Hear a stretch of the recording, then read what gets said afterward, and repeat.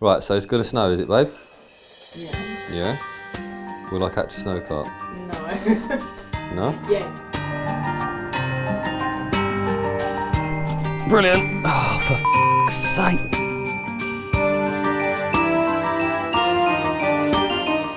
It's me snow carp, that's for sure. Over the next 24 hours or so, I'm going to leave that. The oil, the powder's all going to be drawn inside the bait.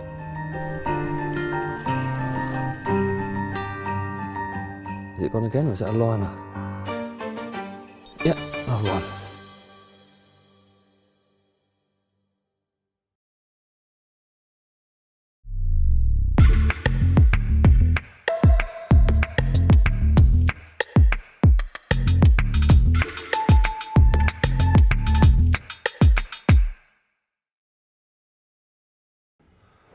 Right everyone, it is Friday afternoon. I'm in the photography office and the new film is going live in a minute, but whilst I wait to tie up a few loose ends at the end of the day on a Friday, just had a weather warning come in. Apparently it's going to snow on Monday or Sunday, definitely Sunday, maybe Monday as well, which means we have the potential for a snow carp come Monday morning. So I'm going to nip out to the garage and I'm going to get some bait sorted. I was going to do a film about pre-baiting in the winter anyway, but I thought why not push it forward a little bit. We're in lockdown, we're only allowed days only, and if it's going to snow, I know a little venue with some lovely old little commons in it that could be perfect for a snow carp. So we'll go to the garage, prep a little bait and get prepped for next week. The key word, preparation. Preparation prevents piss poor performance.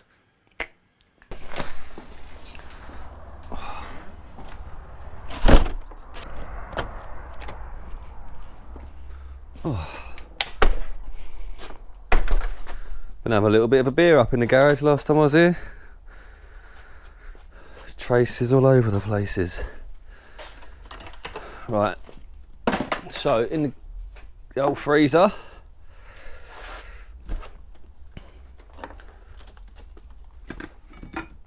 and these 18 millers because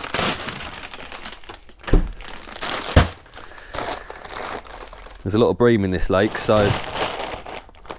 we'll go with the 18s. On these shelves here, I've got all my liquids and my powders. Sea stim, crustacean powder. Love both of them, use these all the time.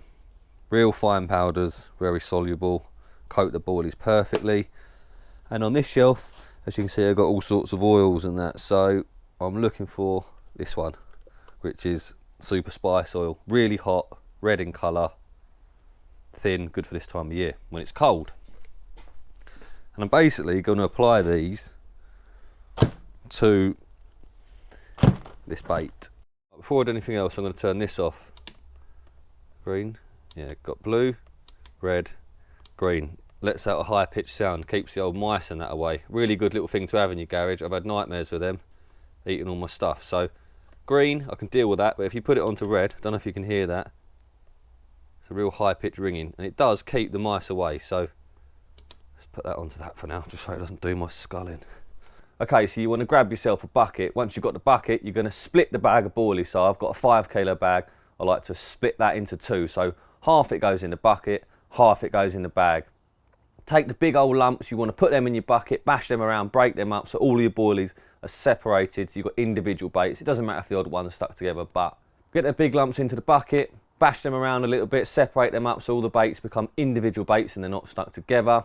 Once you've done that, you then want to add your oil. So take the spice oil, pour some into the bucket, pour some into the bag, coat the boilies nice and evenly, and then start to shake them around. You shake them around, then you can coat your baits. So the baits want to be coated evenly in oil, and this is what the powders are going to stick to. You can apply the powders in whichever order you want. I'll go crustacean powder first. That's the finer of the two powders. So give them a good dusting in that.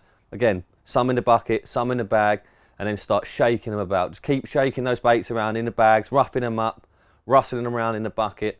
The idea is that the baits become evenly coated. It's not something you've got to do too delicately. You know, it doesn't matter if all the baits aren't evenly coated. The idea is simply to make sure that they do have an element of powder and liquid on them. Like I say, you're pre-baiting with these, so it's not the end of the world. You know, as long as the majority of them are coated well, then that's enough. So you keep doing that, add your powders, keep coating them until eventually the boilies almost appear a little bit dry. They're not going to be bone dry, of course, because they've got fresh wet oil on them, but you'll notice the appearance of them. You know, they've got a good coating of oil but a good coating of powder as well.